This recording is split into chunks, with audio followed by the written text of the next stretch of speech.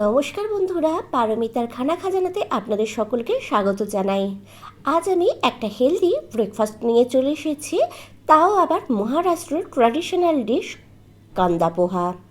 চিড়ে দিয়ে এই কান্দা পোহাটা কিন্তু খুবই টেস্টি হয়ে থাকে আর ঝটপট বানানো হয়ে যায়।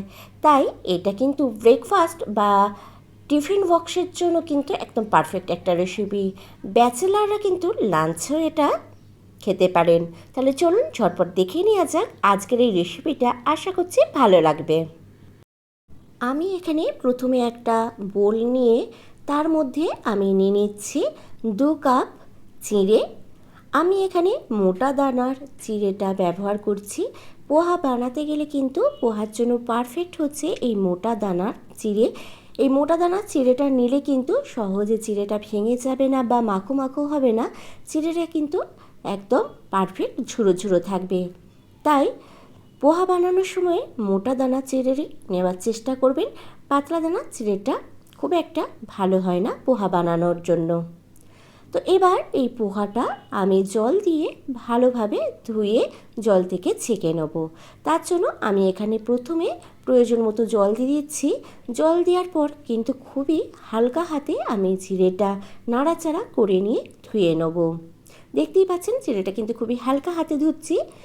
এবার চিড়েটা ধুয়ে আমি জলটা ফেলে দিয়েছি। দেখুন তারপরও কিন্তু চিড়েটা কতটা ঝুরঝুরে আছে। ঠিক এই কারণেই আমি মোটা দানা চিড়েটা ব্যবহার করতে বলছি। এবার এর মধ্যে আমি দিয়ে দেবো 1/2 টিস্পুনের মতো নুন, আর আমি এর মধ্যে দিয়ে দেবো 1/2 টিস্পুন লেবুর রস। পোহা বানানোর সময় যদি প্রথমে একটু নুন আর লেবুর রস মাখিয়ে নেওয়া যায় চিড়েটা, তাহলে কিন্তু পোহার স্বাদটা অনেকটাই বেড়ে যায়। এবার একটা চামচের সাহায্যে খুবই হালকা হাতে চিড়েটার মধ্যে নুন আর লেবুর রসটা মাখিয়ে নেব। এই প্রসেসটা কিন্তু খুবই হালকা হাতে করতে হবে, না হলে কিন্তু চিড়েটা ভেঙে যেতে পারে। তো দেখুন আমার কিন্তু ভালোভাবে নুন আর লেবুর রসটা মাখানো হয়ে গেছে। এবার চলুন রান্নার বাকি প্রসেসটা দেখে নেওয়া যাক। তো আমি এখানে একটা ফ্রাই প্যান গরম করতে বসিয়ে দিয়ে আমি তার মধ্যে দিয়ে দিচ্ছি 1 টেবিল স্পুন রিফাইন্ড অয়েল বা সাদা তেল। তেলটা গরম হয়ে যাওয়া পর্যন্ত অপেক্ষা করব। তো দেখুন তেলটা বেশ ভালো গরম হয়ে গেছে। এবার এর মধ্যে আমি দিয়ে দিচ্ছি 2 টেবিল স্পুন বাদাম। বাদামটা বেশ লাল লাল করে ভেজে নেব। তো এই সময় বলে রাখি, বাদামটা কিন্তু আপনারা আপনাদের পছন্দ মতো কম বেশি করতে পারেন। মানে বাদাম বেশি পছন্দ করলে পরিমাণে বেশিও দিতে পারেন, কম চাইলে কমও দিতে পারেন। তো দেখুন বাদামটা বেশ লাল লাল করে ভাজা হয়ে গেছে। আমি এটা সাইডে একটা প্লেটে তুলে রেখে দিলাম। দিয়ে বাকি ওই তেলটাতে আমি দিয়ে দিলাম 1/2 টিস্পুনের মতো কালো সর্ষে। সর্ষেটা একটু ফাটা পর্যন্ত আমি তেলের মধ্যে নাড়াচাড়া করে ভেজে নেব। এবার এর মধ্যে আমি দিয়ে দিচ্ছি সামান্য পরিমাণে হিং, মানে 1 চিমটির মতো হিং ব্যবহার করছি। পোহাতে কিন্তু হিং দিলে পোহার স্বাদটা কিন্তু অনেকটাই বেড়ে যায়। বাড়িতে অবশ্যই কিন্তু হিং দিয়ে পোহা বানিয়ে একবার ট্রাই করে দেখবেন, আশা করছি ভালো লাগবে।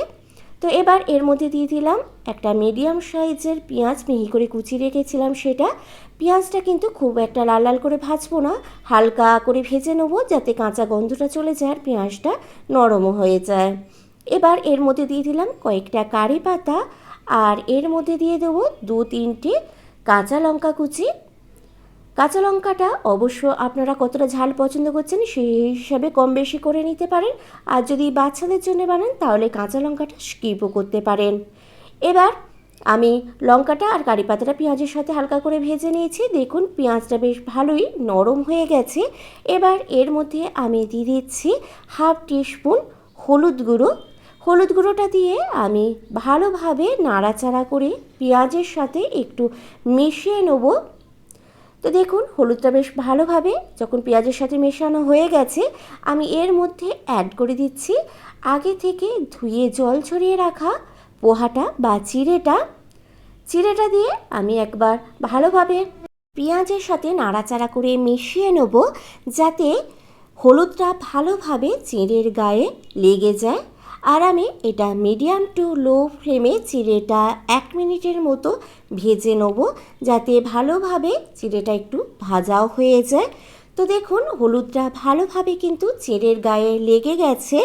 এবার এর মধ্যে আমি দিয়ে দেবো চিনি। আমি এখানে হাফ টিস্পুনের মতো চিনি দিয়েছি স্বাদটাকে ব্যালেন্স করার জন্য। আর একটু চিনি দিলে কিন্তু পোহার স্বাদটা অনেকটাই বেড়ে যায়, আপনারা না চাইলে নাও দিতে পারেন। এবার এখানে দিয়ে দিলাম স্বাদ মতো নুন, তবে খেয়াল রাখতে হবে নুনটা কিন্তু আমরা আগেও ব্যবহার করেছি, তাই সেই বুঝি নুনটা দিতে হবে। এবার এই নুন চিনিটা দিয়ে আমি আবারও নাড়াচাড়া করে মিশিয়ে নিয়ে প্রায় 2 মিনিটের মতো রান্না করে নিয়েছি।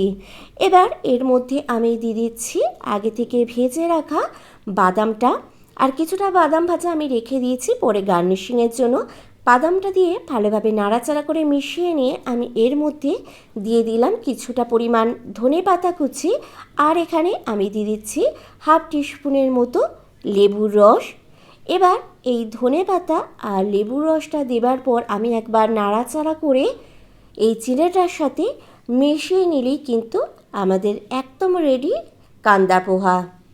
এবার আমি গ্যাসটা বন্ধ করে দিয়ে গরম গরম কান্দা পোহা পরিবেশন করে দেবো। তো দেখুন আমাদের কিন্তু কান্দা পোহা একদম রেডি এবং পরিবেশনও করে দিয়েছি। রেসিপিটা আপনাদের কেমন লাগলো অবশ্যই কিন্তু আমাকে কমেন্ট বক্সে জানাতে ভুলবেন না। আর যদি রেসিপিটা ভালো লেগে থাকে তাহলে অবশ্যই ফ্রেন্ডস আর রিলেটিভসদের সাথে শেয়ার করতে ভুলবেন না।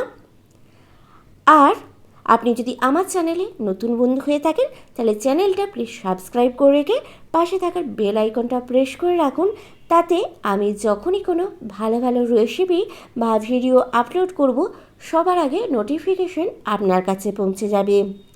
আর যদি আপনি আমার চ্যানেলের পুরাতন বন্ধু হয়ে থাকেন তাহলে তো আপনাকে অসংখ্য ধন্যবাদ আমার সাথে থাকার জন্য।